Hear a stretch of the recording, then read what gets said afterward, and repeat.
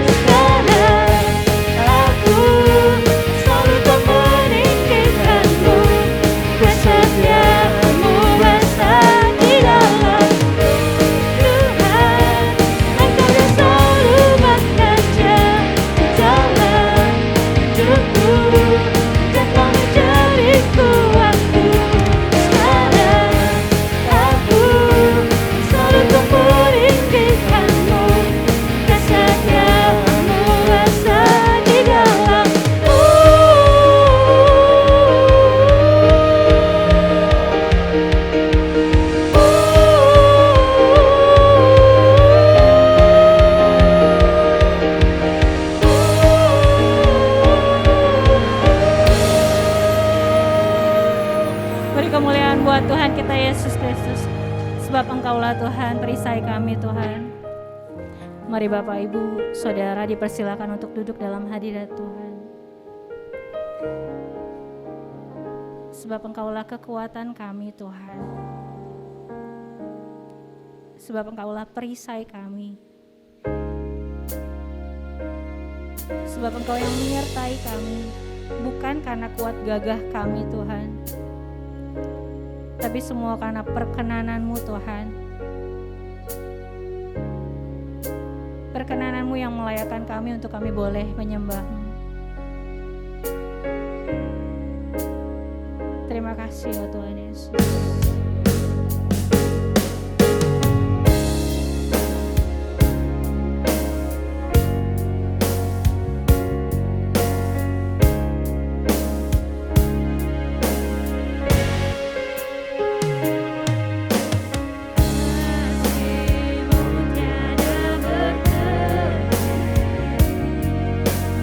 Hatimu tak terselam.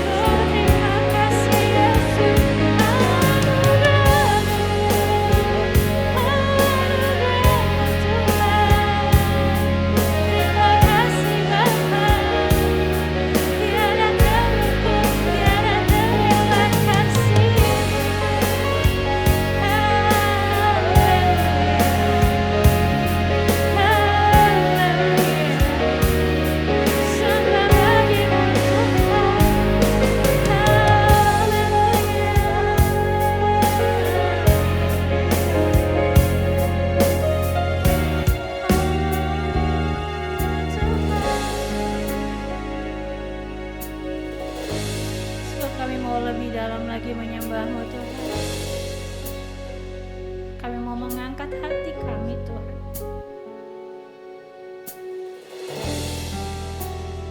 Biarlah hadirat-Mu boleh nyata di tempat ini. Biarlah kuasa-Mu Tuhan dan indahnya hadirat-Mu Tuhan saat ini. Kami mau mengangkat tangan kami Tuhan, sembah kami hanya bagi-Mu.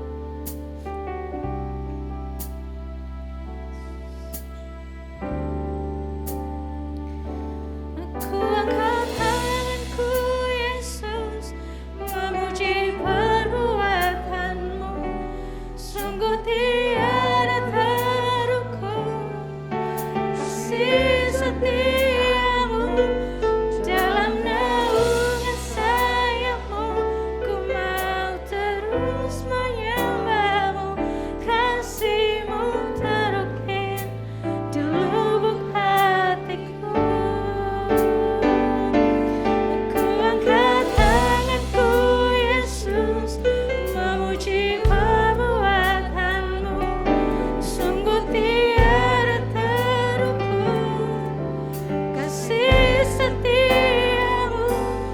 Dalam naungan sayap-Mu ku mau terus menyembah-Mu. Kasih-Mu terukir di lubuk hatiku.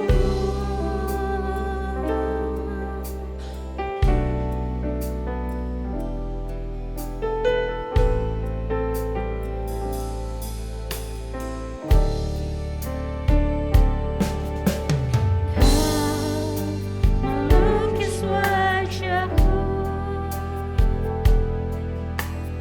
di hadapan-Mu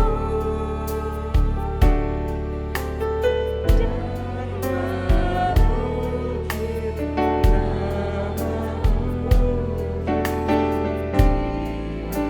telapak tangan sampai masa tua. Sampai masa tuaku,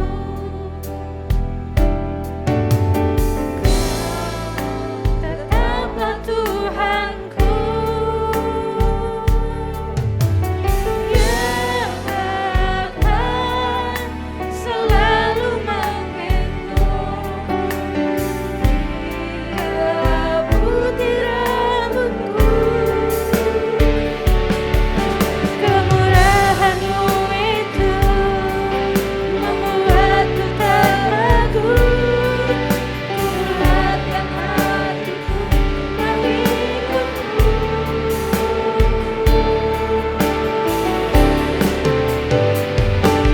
Ku angkat tanganku Yesus, memuji perbuatan-Mu.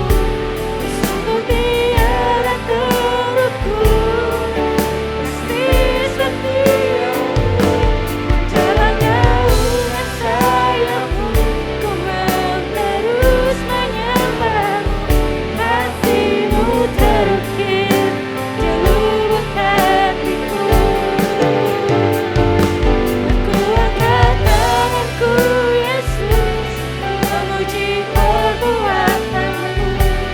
Sungguh tiada terukur kasih setia-Mu. Dalam naungan sayap-Mu ku mau terus menyembah-Mu. Kasih-Mu terukir di lubuk hatiku. Kasih-Mu terukir di lubuk hatiku. Kasih-Mu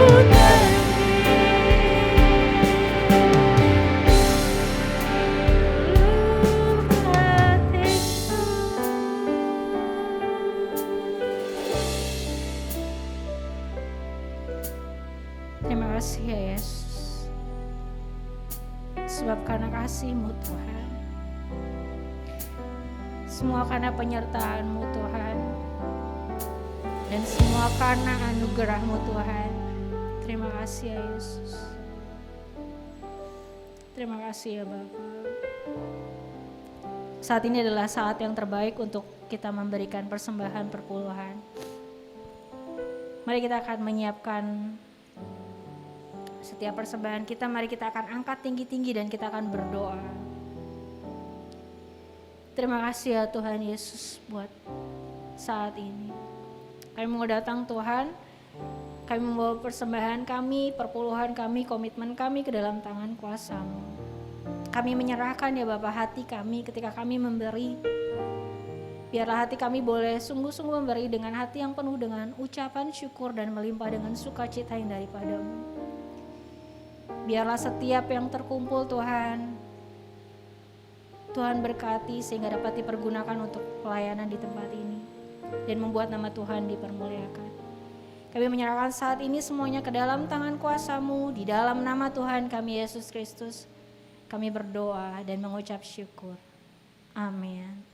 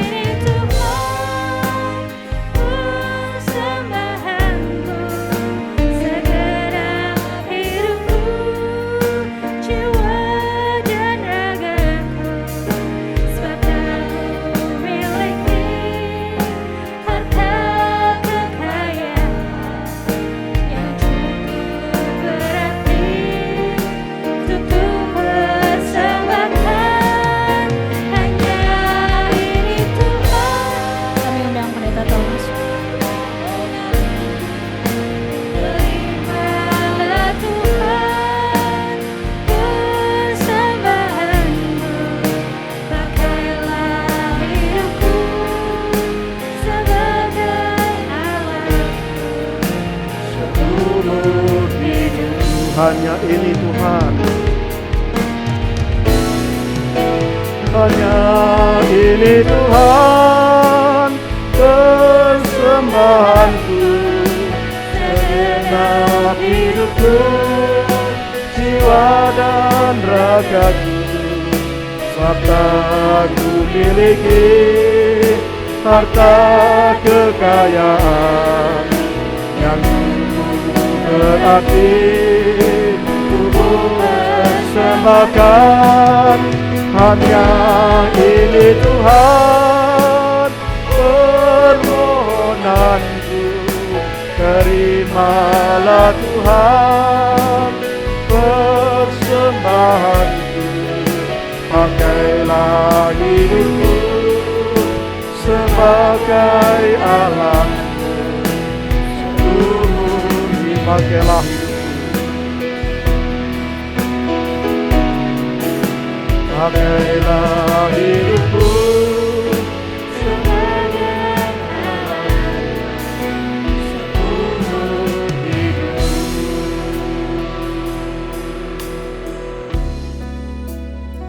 Tuhan, inilah hidup kami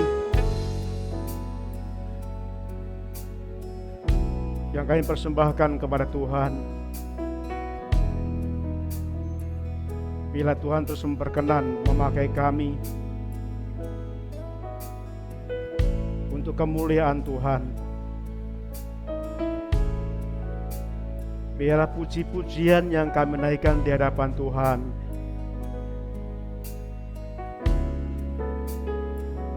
membuat Tuhan berkenan, menjadikan kami semakin dekat dengan Tuhan. Terima kasih Bapa, kesempatan ini kami boleh mendengar firman-Mu. Kiranya Roh Kudus menolong kami, supaya kami dapat mengerti firman-Mu pada hari ini. Roh Kudus menjamah kami, baik hamba-Mu yang menyampaikan maupun kami yang mendengar firman-Mu ini. Kiranya kuasa-Mu saja yang berbicara kepada kami. Kami ingin menjadi orang yang berkenan kepada Tuhan. Walaupun kehidupan kami dosa, Tuhan telah tebus dan kami ingin supaya kami berkenan di hadapan Tuhan. Mari Tuhan Kau berbicara melalui firman-Mu ini. Di dalam nama Tuhan Yesus kami menaikkan doa kami ini. Haleluya. Amin.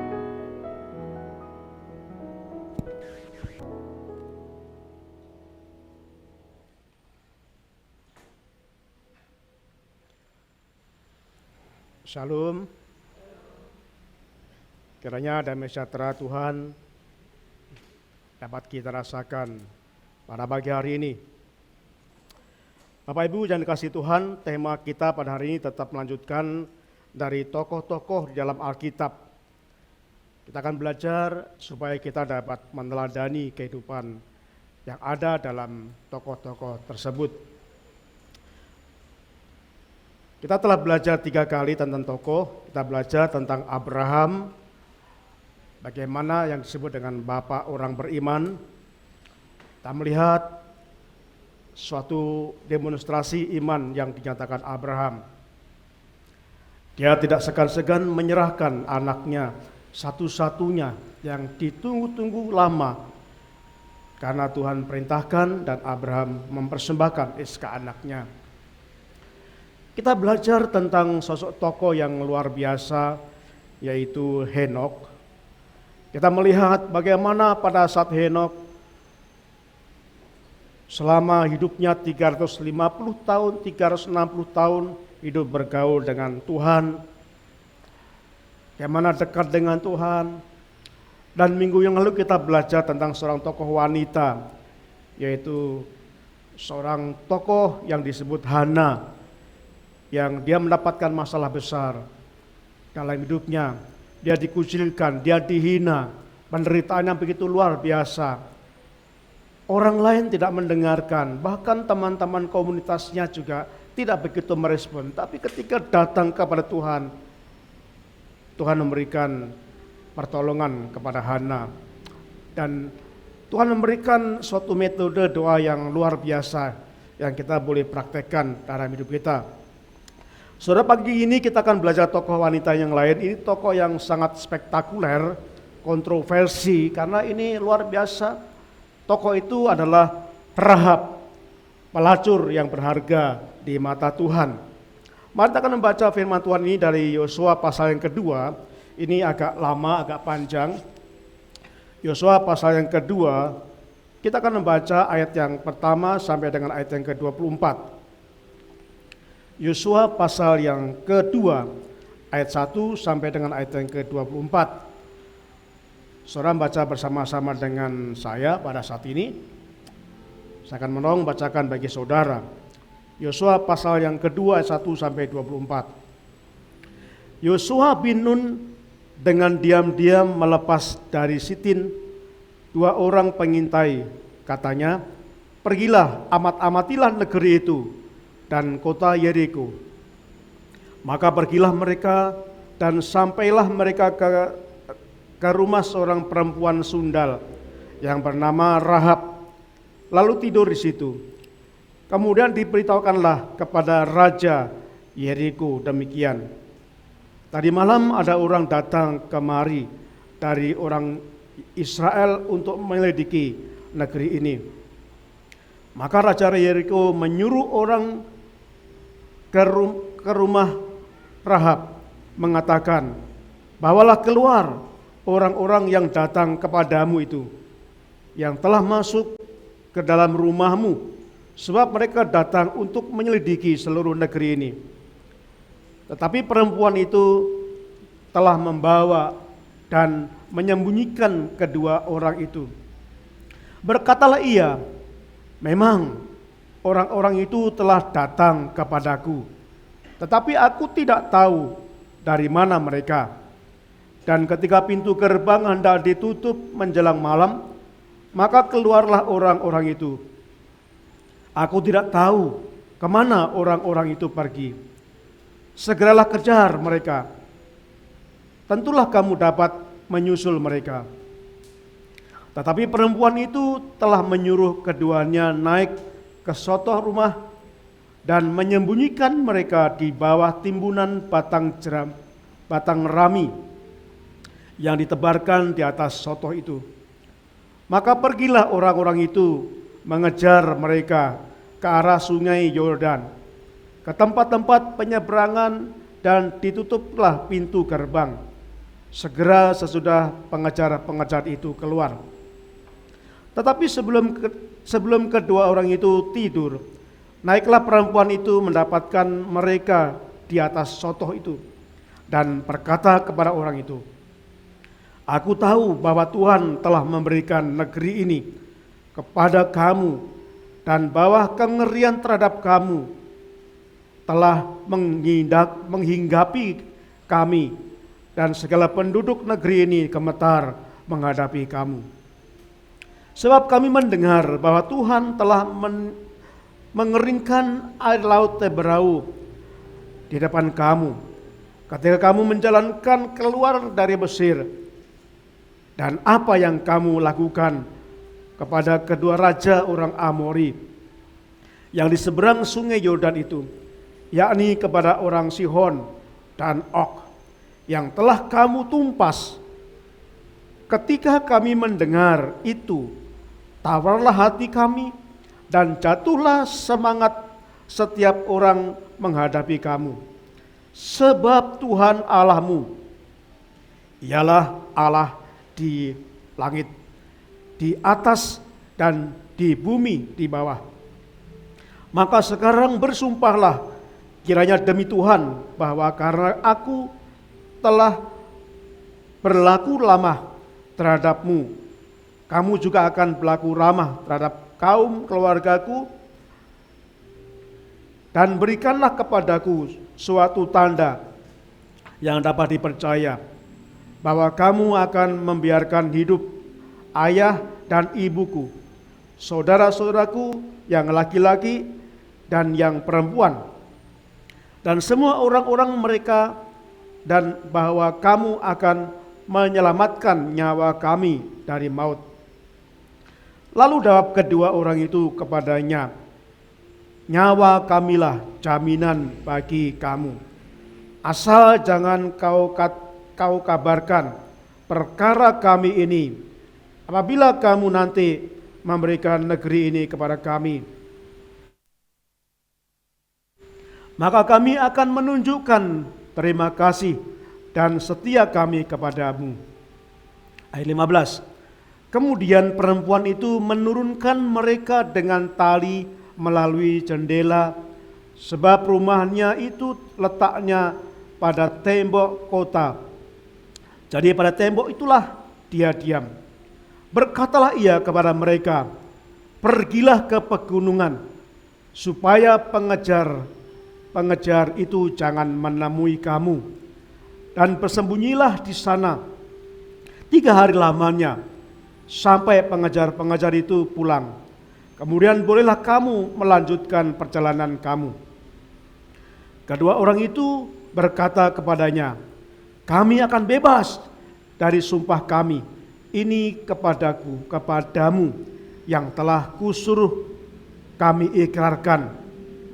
Sesungguhnya apabila kami memasuki negeri ini, haruslah tali-tali dari benang kirmisi ini kau ikatkan pada jendela tempat engkau menurunkan kami.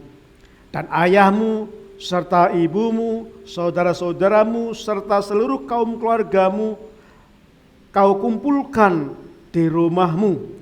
Setiap orang yang keluar dan nanti dari pintu rumahmu harus sendiri menanggung akibatnya. Kalau darahnya tertumpah dan kami tidak bersalah, tetapi siapapun juga yang ada di dalam rumahmu, jika ada orang yang menciderainya, kamilah yang menanggung akibat pertumpahan darahnya. Tetapi jika engkau mengabarkan perkara kami ini, maka bebaslah kami dari sumpah kepadamu itu, yang telah kau suruh kami ikrarkan. Perempuan itu pun berkata, seperti yang telah kamu katakan, demikianlah akan terjadi. Sesudah itu dilepaskanlah orang-orang itu pergi, maka berangkatlah mereka. Kemudian perempuan itu mengingatkan tali kirmisi itu pada jendela. Mereka pun pergilah dan tiba di pegunungan. Mereka tinggal di sana 3 hari lamanya, sampai pengejar-pengejar itu pulang. Pengejar-pengejar itu telah mencari di mana-mana sepanjang jalan tanpa menemukan mereka. Maka pulanglah kedua orang itu. Mereka turun dari pegunungan, lalu menyeberang dan sampai kepada Yosua bin Nun. Kemudian mereka ceritakan segala pengalaman mereka. Kata mereka kepada Yosua, Tuhan telah menyerahkan seluruh negeri ini ke dalam tangan kita. Bahkan seluruh penduduk negeri itu gemetar menghadapi kita. Saudaraku yang kasih Tuhan, jikalau saudara bekerja di sebuah perusahaan atau saudara mendapatkan kedudukan jabatan yang sangat luar biasa tingginya, yang dipercaya untuk mendapatkan karyawan-karyawan baru.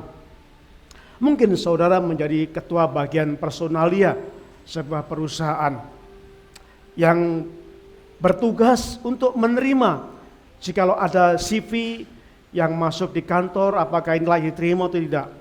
Saudara bayangkan jikalau suatu saat di meja saudara ada CV seperti ini. Ini CV yang ada nama, Rahab, alamat, lokalisasi prostitusi, jenis kelamin perempuan, umur mungkin 23 tahun, hobi bersolek, merias diri, pengalaman kerja, menjadi wanita penghibur, menjadi pelacur selama 5 hari. Saudaraku, jikalau di meja saudara sebagai kepala bagian personalia menerima CV semacam ini, apakah Anda akan terima orang semacam ini menjadi karyawan saudara? Pasti nggak ada yang menerimanya. Coba perhatikan namanya, Dari tempat tinggalnya disebutkan lokalisasi prostitusi, mungkin di tempat yang terkenal, mungkin di tempat saudara di mana mungkin saudara mengenal tempat prostitusi yang sangat luar biasa, dan perempuan ini tinggal di lokalisasi tersebut, dan hobinya bersolek, hobinya melias diri berdandan terus, dan pengalaman yang luar biasa menjadi wanita penghibur, menjadi pelacur selama 5 tahun. Nah pasti semuanya tidak akan sanggup yang menerima wanita semacam ini. Saudaraku, ini tokoh Rahab yang sangat terkenal, yang kita pelajari pada hari ini, itu sangat luar biasa. Kenapa saudaraku? Kita perhatikan Rahab ini, dikatakan jelas sekali dia perempuan yang sundal, yang tidak berharga di hadapan masyarakat, yang disebut menjadi sampah masyarakat, yang disebut juga hidupnya tidak berguna, yang sering dihina, yang sering dicibir banyak orang. Tetapi kita melihat mengapa Rahab masuk dalam daftar tokoh-tokoh iman yang disebutkan dalam Ibrani pasal 11. Ini menjadi pertanyaan yang sangat luar biasa. Mengapa? Mengapa sosok Rahab pelacur ini dimasukkan dalam daftar tokoh-tokoh beriman yang luar biasa? Di dalam Ibrani pasal yang ke-11 ayat 31, karena iman maka Rahab, perempuan sundal itu, tidak turut binasa bersama-sama dengan orang-orang durhaka, karena ia telah menyambut pengintai-pengintai itu dengan baik.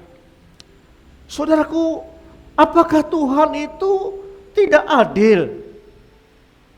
Saudaraku, perhatikan yang dimasukkan dalam tokoh-tokoh beriman dalam Ibrani pasal 11 ini, tokoh-tokoh yang luar biasa.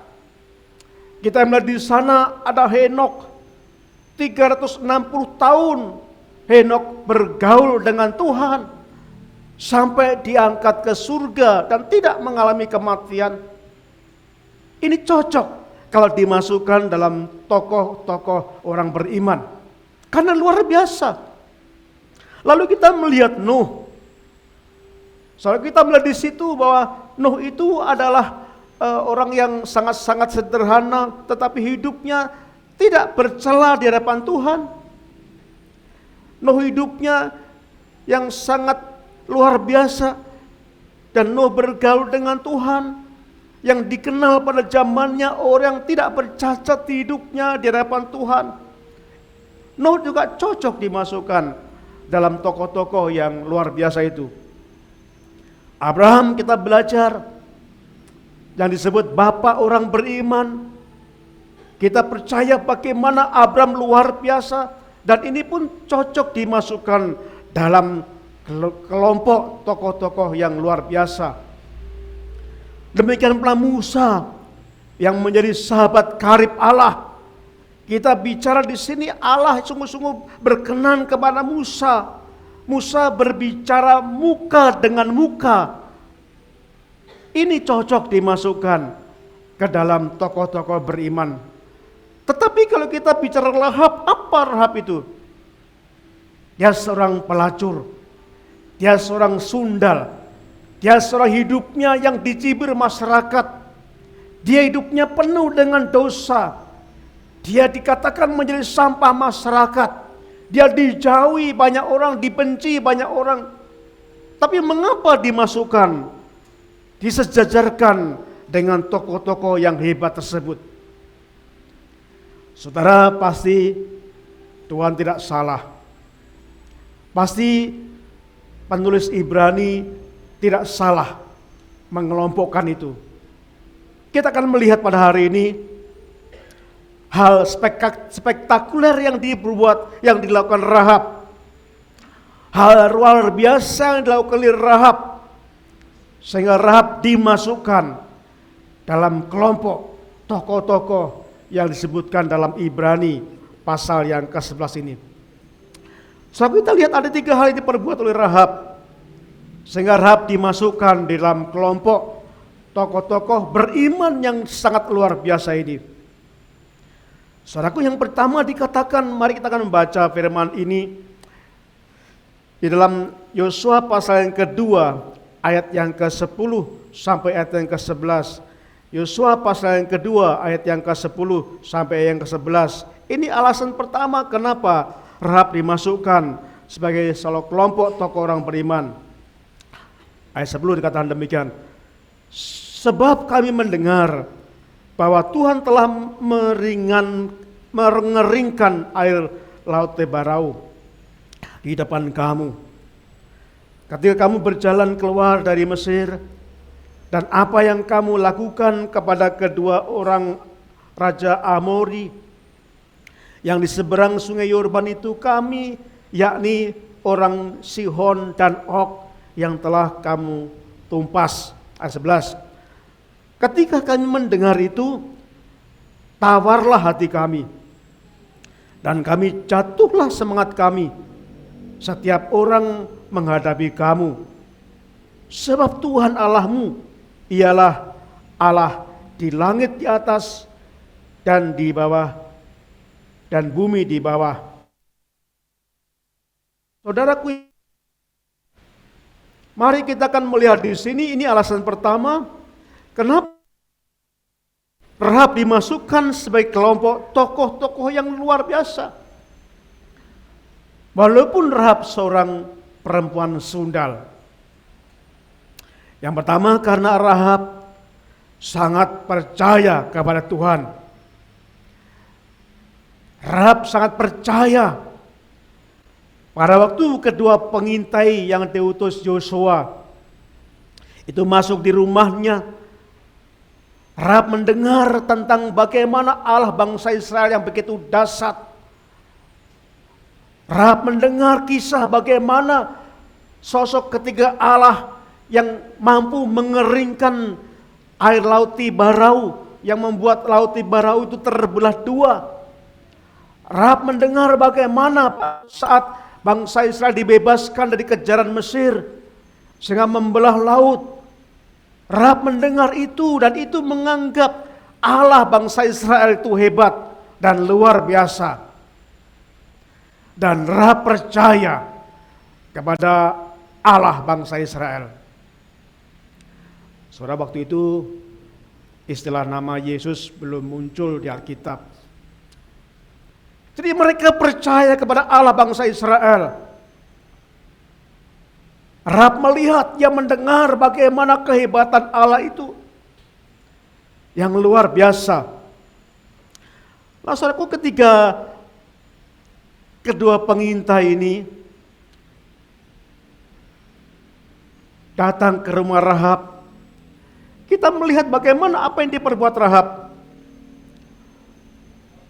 Saudara, Rahab percaya bahwa pengintai-pengintai ini adalah diutus Tuhan, adalah punya misi Tuhan. Itu sebabnya Rahab menerima kedua pengintai itu di rumahnya.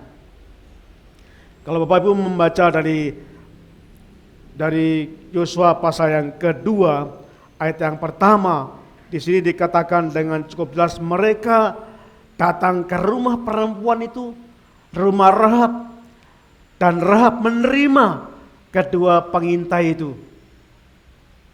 Jadi mereka diterima di rumah Rahab, kedua pengintai itu diterima lalu dijamu.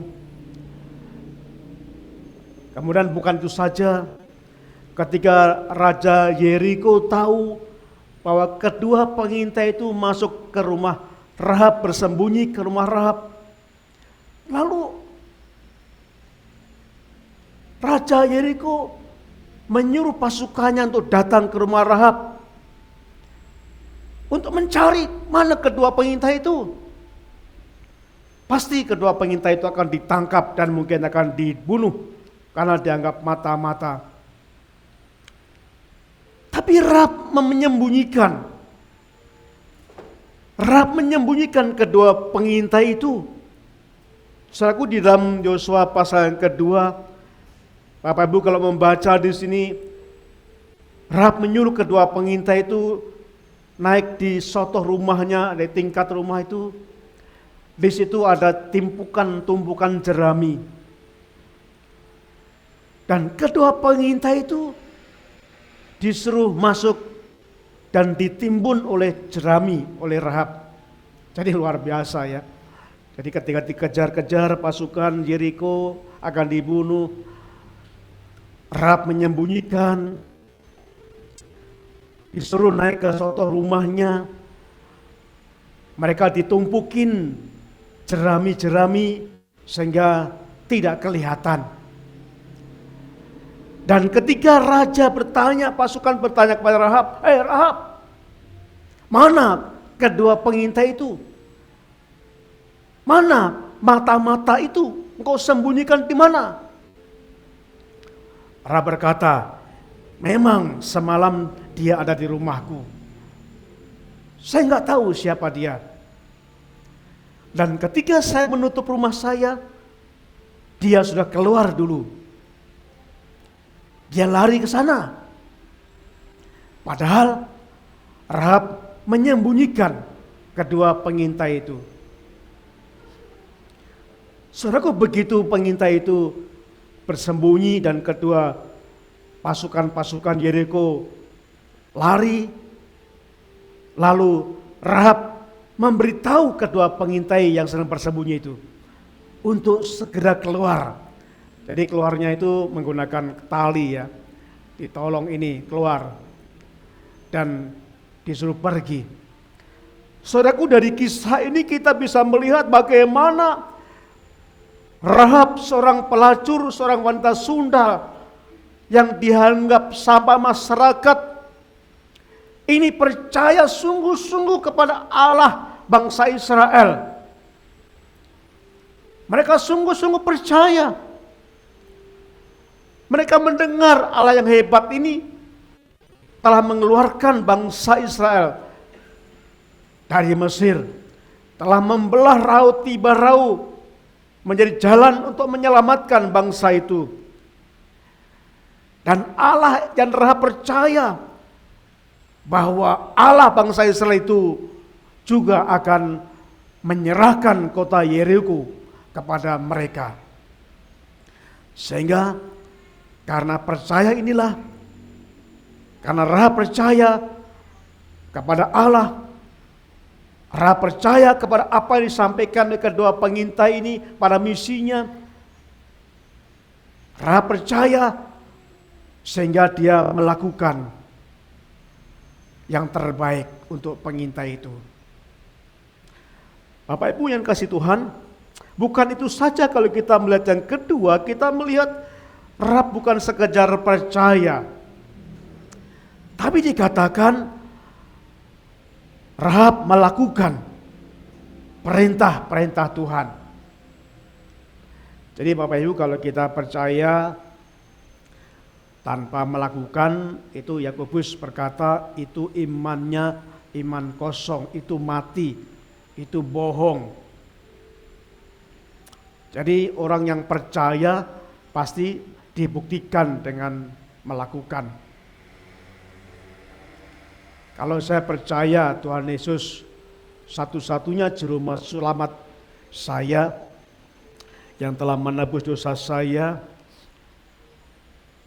percaya itu dan saya buktikan. Kalau Tuhan memerintahkan saya, ya saya melakukan walaupun masih banyak yang belum bisa sempurna. Jadi bukti percaya itu ada melakukan. Rahab percaya kepada Allah yang Maha Besar.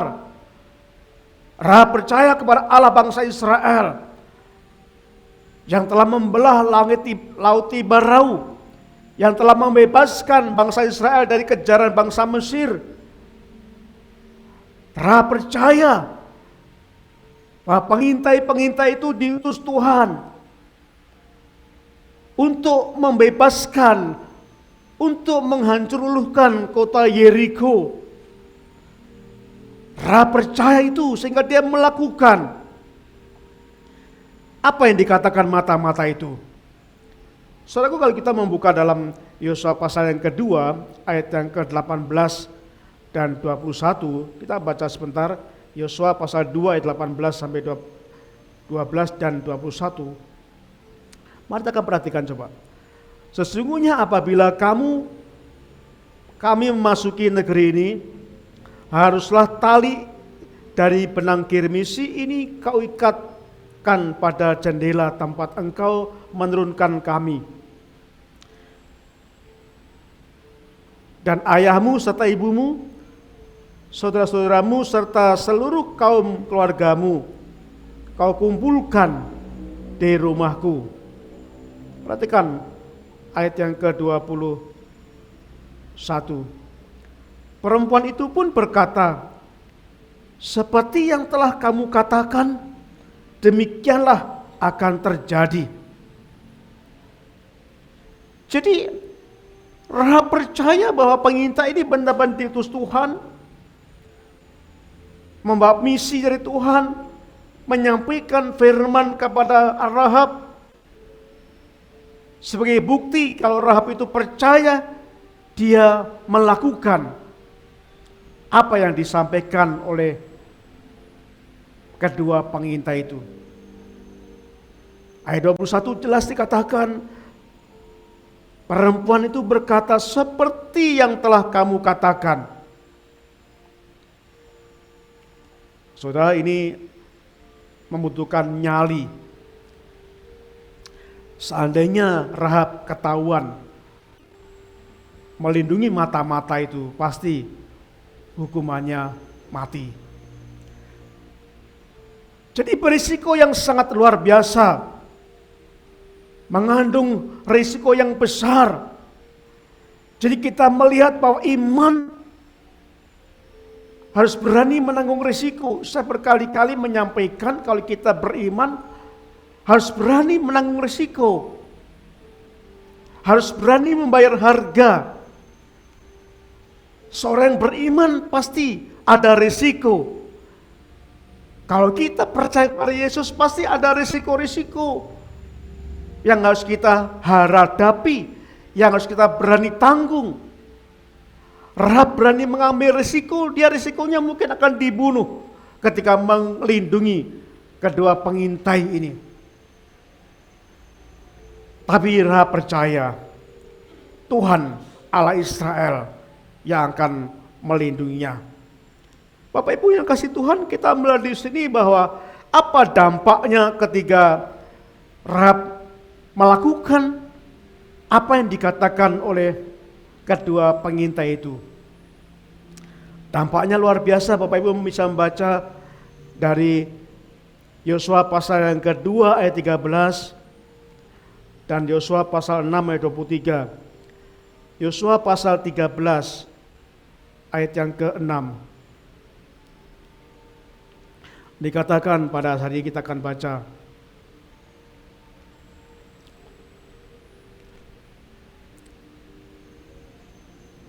Tetapi perempuan itu telah menyuruh keduanya naik ke soto rumah itu dan menyembunyikan mereka di bawah batang rami dan ditebarkan di atas soto itu. Saudara, kalau kita membaca di dalam pasal 2 ayat yang ke-13 ini, kita coba lihat ayat yang ke-13, dikatakan bahwa kamu akan membiarkan hidup ayah dan ibuku, saudara-saudaraku dan laki-laki dan perempuan dan semua orang mereka, dan bahwa kamu akan menyelamatkan nyawa kami dari maut. Saudara, ini dampak ketika Yosua, ketika Rahab melindungi kedua pengintai Yosua ini. Dampaknya dia akan dilindungi Tuhan. Bahkan seluruh keluarganya akan dijamin dilindungi. Ini perkataan disampaikan oleh kedua pengintai itu. Tetapi mari kita akan buktikan apa itu sungguh terjadi. Dari Yosua pasal yang ke-6 ayat ke-23. Yosua pasal yang ke-6 ayat ke-23. Itu sungguh-sungguh terjadi saudaraku dalam Yosua pasal 6 ayat 23 dikatakan demikian. Lalu masuklah kedua pengintai muda itu dan membawa keluar Rahab dan ayahnya, ibunya, saudara-saudaranya dan semua orang yang bersama-sama dengan dia. Bahkan seluruh kaumnya dibawa mereka keluar. Lalu mereka menunjukkan kepadanya tempat tinggal di luar perkemahan orang Israel. Jadi sungguh-sungguh apa yang disampaikan kedua pengintai yang akan melindungi itu, setelah terjadi penyerbuan kota Yeriko, benar-benar terjadi. Rahab dan seluruh keluarganya dilindungi. Semula kedua pengintai menyuruh Rahab membawa seluruh anggota keluarganya masuk dalam rumah. Dan Rahab lakukan itu. Dan dampak Rahab melakukan itu, maka Rahab dan seluruh anggota keluarganya terlindung dari pembinasaan. Jadi saudaraku, yang kedua kita lihat di sini bahwa Rahab tidak hanya percaya kepada Allahnya bangsa Israel, tetapi Rahab juga menuruti apa yang disampaikan oleh pengintai itu. Rahab menuruti apa yang disampaikan, pesan yang disampaikan. Semua Rahab turuti dan dampaknya benar-benar luar biasa. Rahab mendapat perlindungan, bukan saja Rahab tapi seluruh keluarganya diselamatkan dari serangan-serangan itu. Saku yang ketiga yang akan kita pelajari pada hari ini adalah karena Rahab melakukan perbuatan yang baik dan benar. Jadi alasan pertama kenapa Rahab sang pelacur, orang yang hina, dimasukkan dalam satu golongan tokoh-tokoh beriman dalam kitab Ibrani pasal 11. Ternyata Rahab benar-benar percaya, sungguh-sungguh percaya kepada Allah.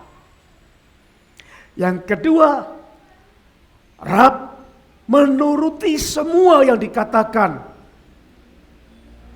Yang dikatakan semua dituruti oleh Rahab. Dan bukan dua hal itu saja. Ada hal yang ketiga yang dilakukan Rahab, yaitu Rahab melakukan perbuatan yang baik dan benar.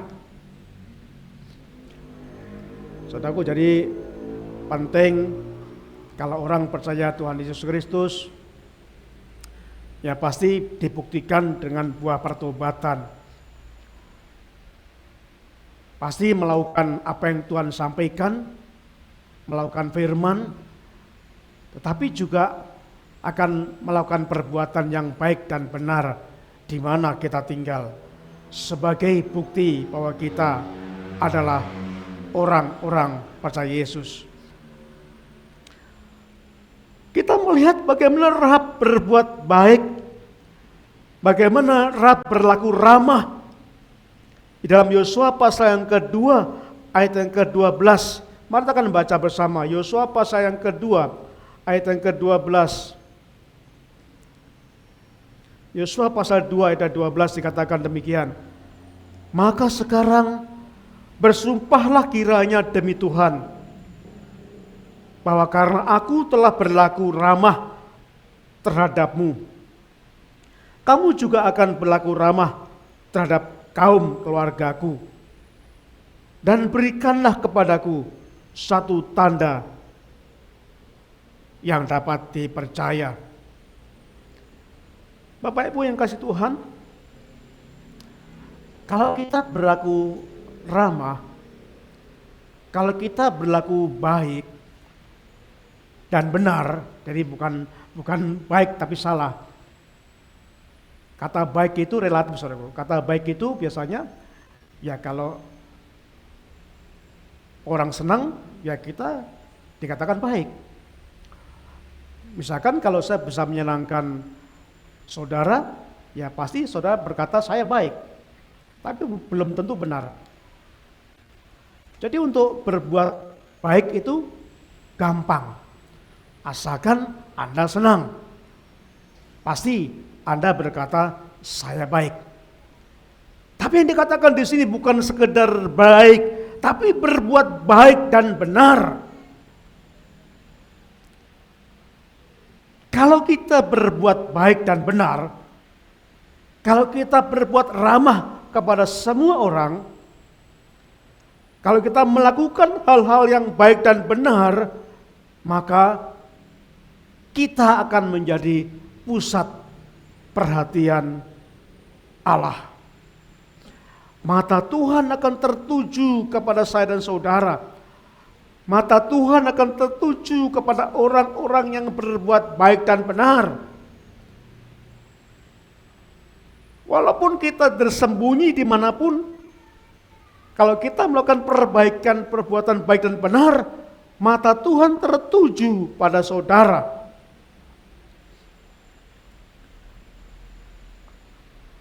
Firman berkata, mata Tuhan menjelajah ke seluruh penjuru bumi, melihat apakah kita berbuat dosa, Tuhan tahu juga. Melihat apakah kita berbuat benar, Tuhan tahu juga. Saudaraku, ada pepatah begini, pepatah yang saya kutip di sini. Kebaikan-kebaikan kita bagaikan bahasa dalam tanda petik ya. Bagaikan bahasa yang dapat didengar oleh orang-orang tuli dan dapat dilihat oleh orang buta sekalipun. Ini luar biasa Bapak Ibu. Jadi kebaikan-kebaikan kita itu bagaikan bahasa kita, bahasa yang dapat didengar oleh orang-orang yang tuli sekalipun dan dapat dilihat oleh orang-orang yang buta sekalipun. Artinya apa saudaraku? Artinya begini, kepedulian kita, perbuatan baik dan benar kita itu dapat dirasakan oleh semua orang. Semua akan merasakan apa yang kita lakukan. Walaupun tidak dilihat semua orang. Jadi kita tidak perlu melakukan perbuatan baik untuk sekedar supaya dilihat orang. Tidak perlu. Tapi kalau kita melakukan perbuatan yang baik dan benar, itu akan dapat dirasakan oleh semua orang. Itulah sebabnya Tuhan mengajarkan kepada kita, kalahkan kejahatan dengan kebaikan. Orang yang membenci kita, orang yang mencap kita jahat, jikalau mereka melihat, merasakan kebaikan kita, perbuatan baik kita, pelan-pelan mereka akan terbuka matanya. Mereka otomatis akan menolak julukan itu dan mereka akan percaya bahwa kita tidak seperti yang mereka dengar. Jikalau saya dan saudara melakukan perbuatan yang baik dan benar, saudaraku, itulah diperbuat oleh Rahab. Rahab berbuat baik di sekelilingnya. Saudara tahu bagaimana kehidupan seorang pelacur walaupun itu mantan. Namanya cap pelacur itu pasti perbuatannya dikenal perbuatan yang enggak benar. Beban Rahab luar biasa.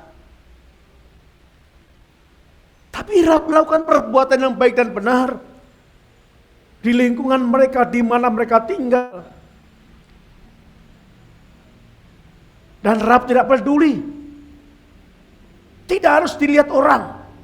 Rahab percaya ini yang harus dilakukan sebagai bukti, sebagai buah dari pertobatannya. Rahab harus berbuat baik sebagai bukti dia percaya Yesus, sebagai bukti bahwa ini adalah jaminan dia dapatkan. Dia mendapatkan jaminan keselamatan, harus berbuat baik.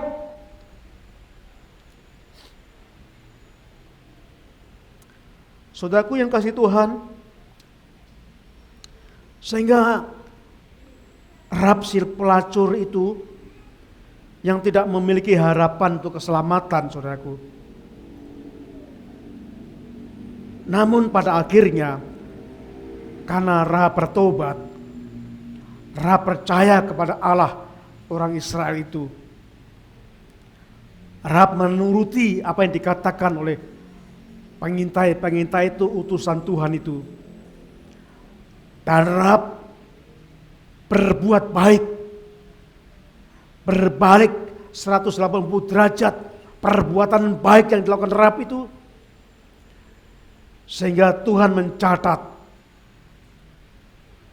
dan memasukkan Rahab ke dalam daftar tokoh-tokoh orang beriman dalam kitab Ibrani pasal 11. Bahkan bukan itu saja. Kalau Bapak Ibu membaca dari Matius pasal 1 ayat yang kelima, saya akan bacakan saudara, Matius 1 ayat yang kelima. Salmon memperanakkan Boas dari Rahab. Boas memperanakkan Obed dari Rut. Dan Obed memperanakkan Isai. Luar biasa.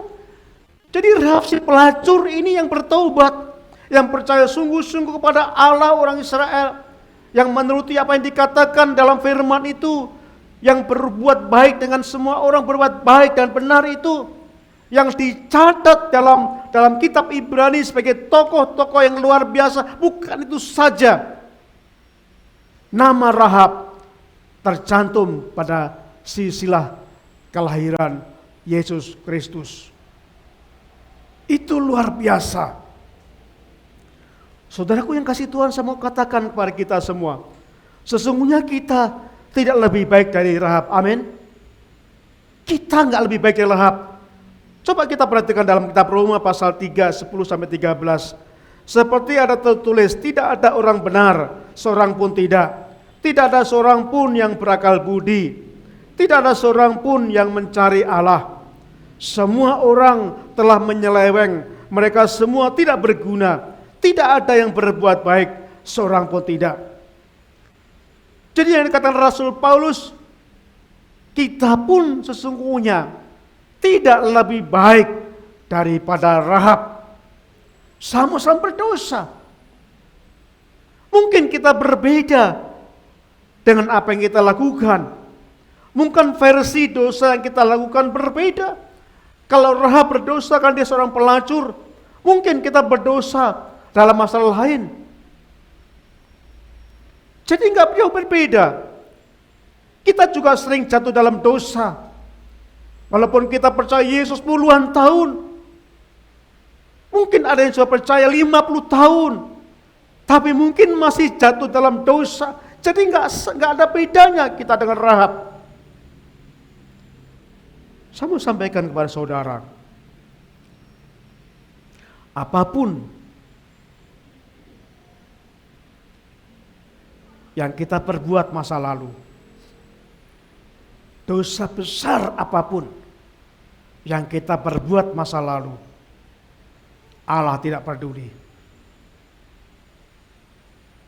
Kalau kita selalu menyimpan kesalahan orang lain, tapi Allah tidak. Apapun yang kita perbuat, dosa apapun yang kita perbuat,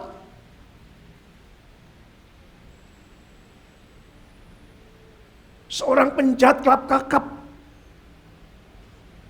yang disalibkan bersama Tuhan Yesus, mereka mengaku dosa yang besar, masa lalu yang sangat merah, dosa luar biasa. Allah nggak peduli. Yang penting kita bertobat. Saudara, mungkin Bapak Ibu Saudara mendengarkan siaran ini, mungkin Anda merasa dosa saya besar.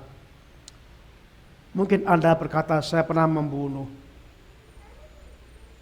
Mungkin saudara berkata, saya pernah merampok. Mungkin saya berkata, saya terlalu besar dosa saya. Mari perhatikan firman ini. Apapun dosa yang saudara perbuat, Tuhan tidak peduli. Yang penting Anda bertobat. Bertobat. Terima Yesus. Karena Yesuslah satu-satunya yang mengampuni dosa saudara. Percaya Yesus. Belajar melakukan firman Tuhan. Dan mulai belajar sedikit demi sedikit untuk melakukan hal yang benar. Sehingga saudara walaupun dosa yang besar akan diterima Tuhan, akan disiapkan Tuhan tempat yang sangat indah. Itu janji Tuhan. Saudaraku, sebagai mengakhiri khotbah ini saya akan memberikan ilustrasi. Saudara bisa merenungkan ilustrasi ini. Ada seorang yang bernama Bapak Bob. Ini kisah di Amerika, saudaraku, yang saya dapatkan dari artikel. Bapak Bob ini mengunjungi pameran lelang besar-besaran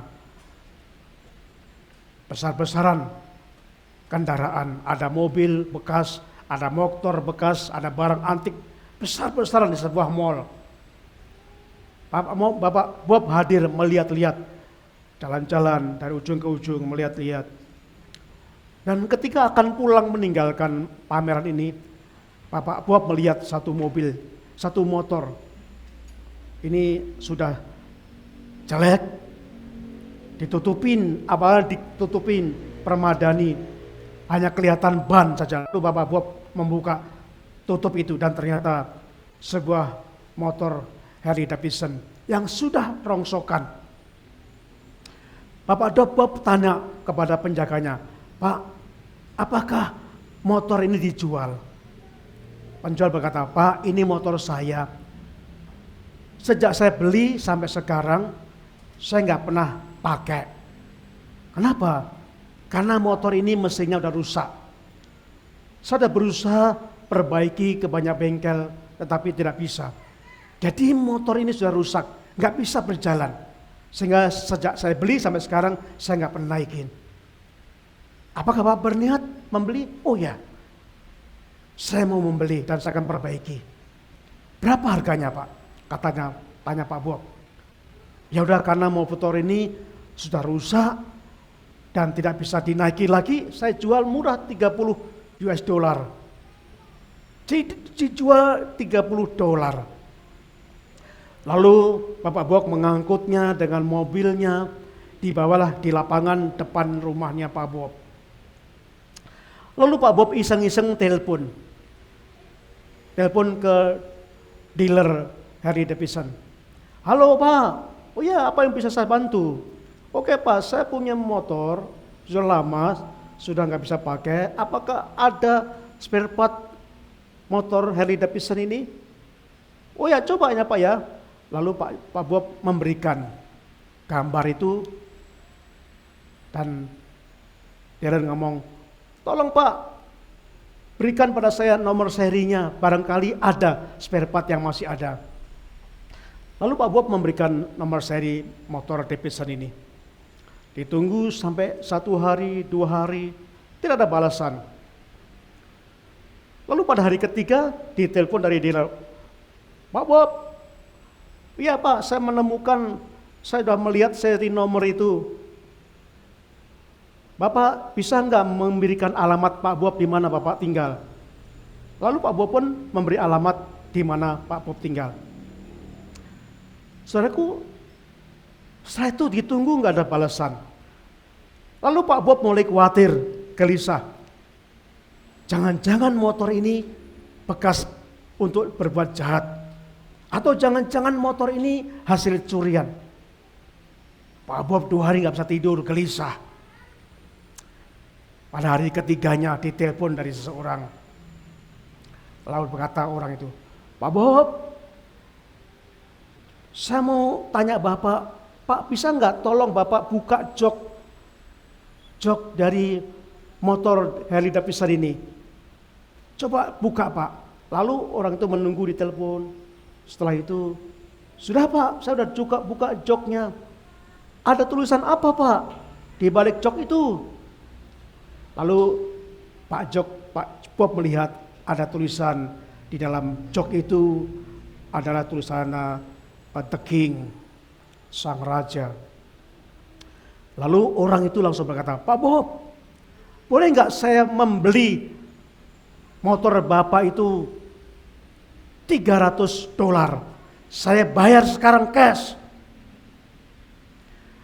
Pak Bob berkata, "Pak, saya akan pikir-pikir dulu." Lalu semenjak itu banyak orang telepon menanyakan motor itu. Dan Pak Bob selalu berkata, saya pikir-pikir dulu Pak. Pak Bob penasaran ada apa tulisan The King itu. Sehingga banyak orang tertarik dengan motor itu. Suatu saat ada orang yang telepon. Dia berkata dan ini membuat shock hati Pak Bob. Karena dikatakan Pak Bob, saya mau beli motor Bapak itu seharga $500.000. Wah, Pak Bob shock. $500.000 itu uang besar. Saudara, dan akhirnya Pak Bob melirakan motor itu dibeli dengan $500.000. Sangat mahal. Motor yang dibelinya $30 laku $500.000, sangat mahal. Kenapa saudara? Bukan motornya yang membuat ini mahal. Motornya sudah karatan, sudah rusak, nggak bisa dinaikin. Tetapi ternyata kisahnya, motor itu adalah milik sang raja rock and roll, Elvis Presley. Sehingga laku, mahal, banyak orang tertarik. Saya mau sampaikan kepada saudara, apa yang membuat saya dan saudara berharga di hadapan Tuhan? Apakah ketampanan saudara, kecantikan saudara? Apakah perbuatan saudara yang baik? Apakah kekayaan saudara? Tidak. Apakah pendidikan saudara? Tidak. Apakah jabatan saudara? Tidak. Apakah kekuatan saudara? Tidak. Hanya satu yang membuat saudara berharga di hadapan Tuhan. Karena saya dan saudara milik Allah. Amin. Kita milik Allah.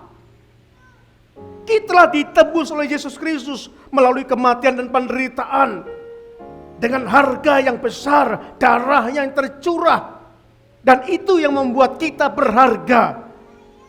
Kita mungkin dihina orang karena kedudukan kita, karena penampilan kita, karena keberadaan kita, apapun kita. Tetapi di mata Tuhan kita berharga. Dan yang membuat kita berharga itu karena kita milik Tuhan.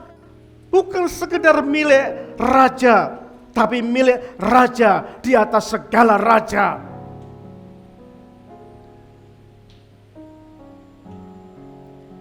Saudara, memang dosa membuat kita menjadi tidak berharga. Dosa memang kita membuat tidak berharga. Namun Allah merubah kita menjadi pribadi yang sangat berharga. Rahab seorang pelacur, Rahab seorang wanita sundal yang dihina, yang dicibir. Tetapi ketika bertobat, ketika Rahab percaya kepada Allah bangsa Israel, ketika Rahab menuruti perintah-perintah yang disampaikan pengintai itu, ketika Rahab berlaku baik dan benar, maka Tuhan menjadikan Rahab orang yang sangat berharga dan dicatat menjadi salah satu tokoh-tokoh Alkitab dalam kitab Ibrani pasal 11. Saudara dan saudara, masa lalu kita apapun, perbuatan dosa yang lalu kita lakukan apapun, tapi di mata Tuhan, Tuhan telah tebus saudara. Mari kita belajar dari Rahab. Kita bertobat. Kita sungguh-sungguh percaya kepada Yesus. Kita sungguh-sungguh melakukan apa yang dikatakan firman-Nya.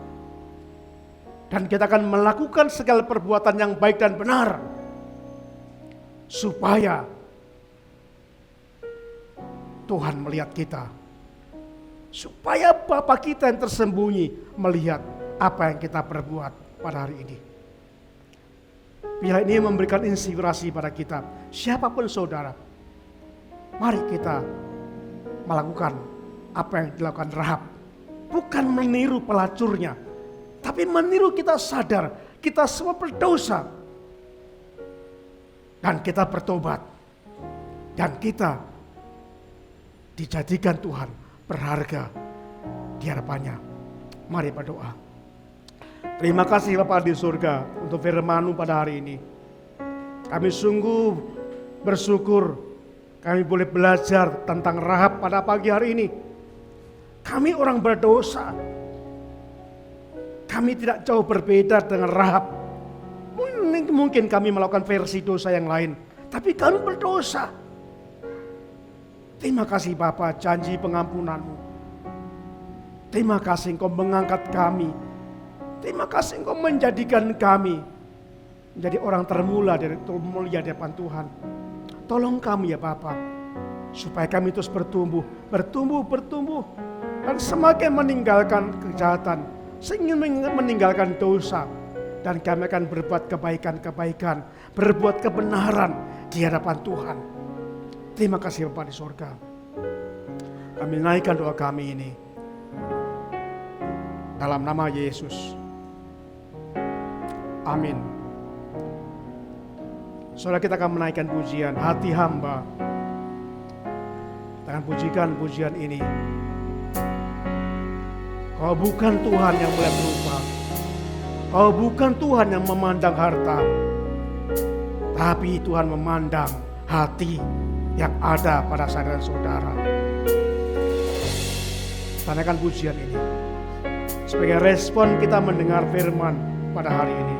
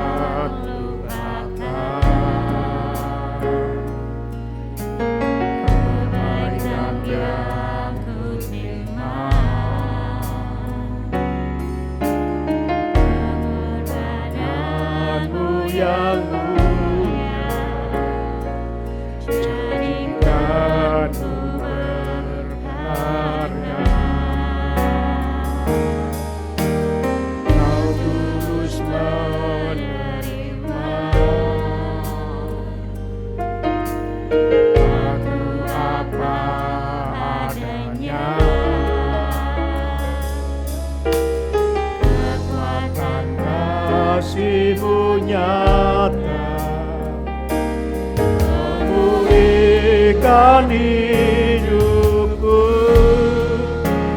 bukan Tuhan yang melihat rupa, bukan Tuhan yang memandang harta, tapi hamba yang selalu kau cari. Biar kau temukan di dalamku, selama ku hidup, ku mau menyembahmu. Kau sangat berarti bagimu, yang terbaik yang ada padaku. Persembahkan kepadamu, Yesusku. Rahab, perempuan pelacur ini, merasa tidak berharga di hadapan Tuhan. Bahkan di lingkungan pun dia tidak berharga, dia dicibir. Tapi Tuhan tidak melihat itu semua. Saudara mungkin merasa tidak berharga. Mungkin saudara tidak bisa apa-apa. Tidak punya kemampuan apa-apa. Mungkin saudara merasa sudah lemah. Mungkin saudara merasa banyak dosa masa lalu. Biarlah firman ini menggugah semangat saudara. Tuhan tidak melihat semua itu.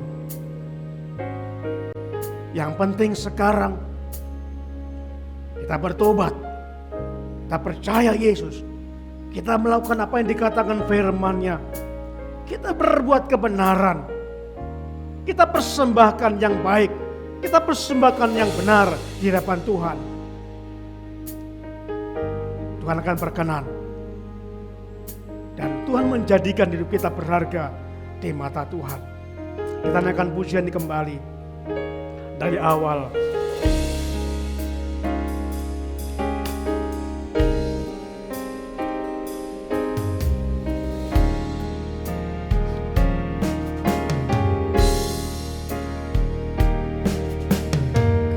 Kita dapat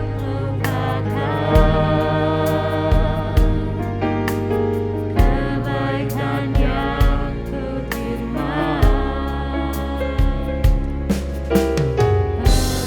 perbuatanmu yang mulia, jadikanku berharga. Kau terus menerima aku apa adanya. kekuatan Kasih-Mu nyata memulihkan hidupku. Bukan Tuhan yang melihat rumah, bukan Tuhan yang memandang atas hati hamba yang selalu Kau cari. Biar Kau temukan di dalamku. Selama ku hidup, ku mau menyembah. Sabda Kau sangat berarti bagimu. Yang terbaik yang ada padaku, ku persembahkan kepadamu, Yesusku. Saudara, biarlah musik akan mengiringi saudara. Amin. Komitmen pada saudara kepada Tuhan. Apa yang akan saudara persembahkan kepada Tuhan? Berkata Tuhan, aku persembahkan hidup kami. Kami akan persembahkan sisa hidup kami untuk kemuliaan Tuhan. Walaupun orang lain memandang kita hina, mari kita akan belajar dari Rahab, mempersembahkan yang terbaik kepada Tuhan. Bapa di surga, kami menyerahkan kepadamu. Bila Tuhan pakai kami barang rongsokan, kami barang tidak berharga, kami orang tidak berharga di mata Tuhan karena dosa-dosa itu. Tapi Tuhan angkat kami. Tuhan Yesus telah mengangkat kami. Kami telah ditebus dengan harga yang mahal, sehingga kami berharga di mata Tuhan. Terima kasih Bapa. Kami berdoa supaya Tuhan memberkati jemaat-Mu ini. Berkati supaya kami terus bertumbuh iman kami. Supaya kami semakin setia Tuhan. Supaya kami semakin mengasihi Tuhan. Supaya kami semakin saling mengasihi satu sama lain. Tuhan berkati kerinduan kami untuk dapat memiliki sebuah gedung gereja. Kami bawa pergumulan kami kepada Tuhan. Dan bila Tuhan memberkati apa yang bisa lakukan dengan gedung yang ada sekarang ini, Tuhan biar Tuhan memacu kami untuk terus bersandar pada Tuhan, berharap pada Tuhan. Terima kasih Bapa di surga. Kami berdoa kepada Tuhan. Kami menyerahkan saudara kami yang sakit dalam tangan Tuhan Sang Bapa. Kami terus berdoa untuk Bapak kami Siahaan. Kami percaya Tuhan mengasihi Pak Sihaan. Saya percaya Tuhan saat ini menjamah Pak Sihaan, menguatkan Pak Sihaan, memberikan sukacita, damai sejahtera. Kami berharap Tuhan menyembuhkan Pak Sihaan. Kami berharap Tuhan menolong Pak Sihaan supaya tetap ada semangat dalam hidupnya. Tolonglah ya Bapa. Dan kami terus berdoa untuk Ibu Mulyani yang akan menjalani pemeriksaan medis. Kami serahkan kepada Tuhan. Bila Tuhan menaungi Ibu Mulyani, bila Tuhan memberkati, bila Tuhan menolong, sehingga Ibu Mulyani akan terus bersama dengan Tuhan, menghadapi tantangan-tantangan sakit penyakitnya bersama dengan Tuhan. Tuhan kuatkan, Tuhan mampukan. Kami semua mendukung supaya Ibu Mulyani ada penghiburan, ada kekuatan dari Tuhan. Bapak, kami bersyukur Tuhan telah sembuhkan Ibu Sihaan dari sakit kolesterol yang tinggi waktu yang lalu, minggu yang lalu. Terima kasih ya Bapak. Kami terus bersyukur untuk diri kami, Sherin. Berkati kesehatan Sherin Tuhan. Berkati matanya. Berkati flu yang ada. Berkati semua yang dirasakan sakit pada saat ini. Kami serahkan kepada Tuhan di dalam nama Yesus. Allah yang punya kuasa, Allah Israel yang punya kuasa itu. Allah yang kuasa membelah laut di berau. Kami percaya Allah yang kuasa menyembuhkan setiap saudara kami yang sakit pada saat ini. Terima kasih Bapa. Berkati jemaat-Mu yang bergumul untuk pekerjaannya. Berkati untuk mereka yang sedang dalam masalah. Tuhan butuh penghiburan, Tuhan tolong berikan mereka penghiburan. Sehingga mereka tetap dalam pimpinan Tuhan, dalam pertolongan Tuhan. Terima kasih Bapa di surga. Saudaraku yang kasih Tuhan, mari berdiri bersama-sama. Kita akan mengakhiri ibadah kita. Kita katakan, Kau bukan Tuhan yang melihat rupa. Kau bukan Tuhan yang memandang harta. Hati hamba yang selalu Kau cari. Bukan Tuhan yang melihat rupa. Bukan Tuhan yang memandang harta. Hati hamba yang selalu Kau cari. Biar Kau temukan di dalam selama ku hidup.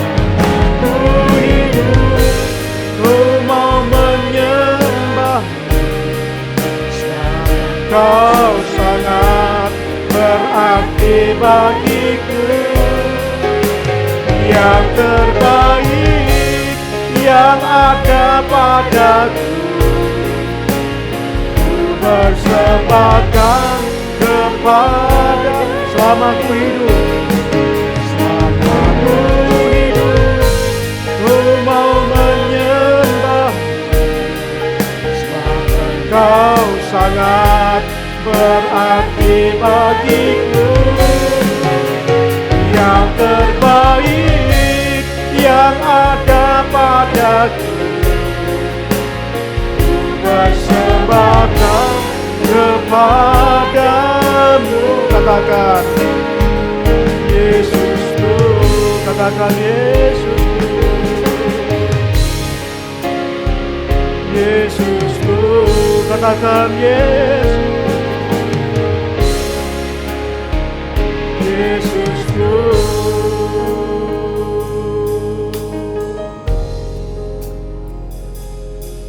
Saudaraku yang kasih Tuhan, kita akan mengakhiri ibadah kita pada pagi hari ini. Kiranya kasih karunia Yesus Kristus dan kasih Allah dan persekutuan Roh Kudus menyertai kamu sekalian. Amin.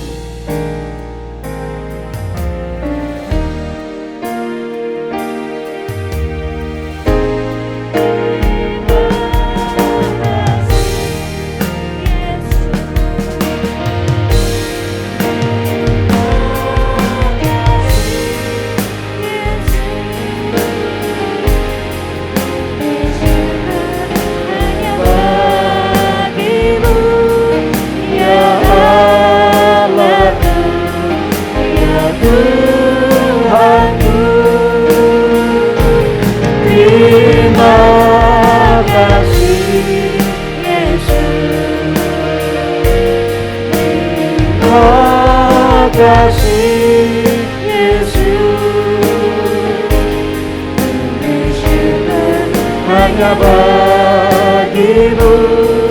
Terima kasih Yesus, ku beri syukur bagimu.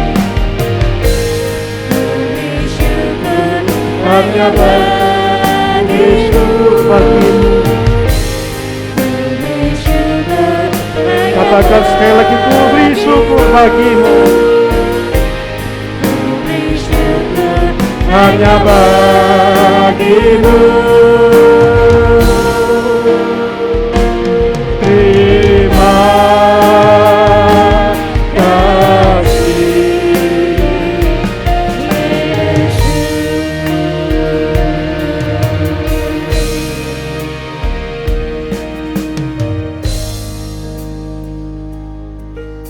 Segenap jemaat dipersilakan untuk mengambil saat teduh sejenak.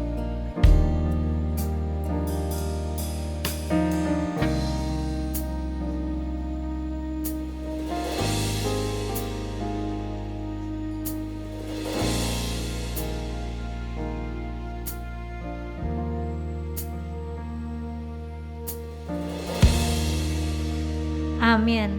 Ibadah kita sudah selesai. Selamat hari Minggu. Tuhan Yesus memberkati. Gereja juga mengucapkan selamat berulang tahun buat saudara kita yang hari ini tepat berulang tahun pada tanggal 25 September. Selamat ulang tahun buat saudara David Siahaan. Tuhan Yesus memberkati. In every season, you keep repeating promises to me.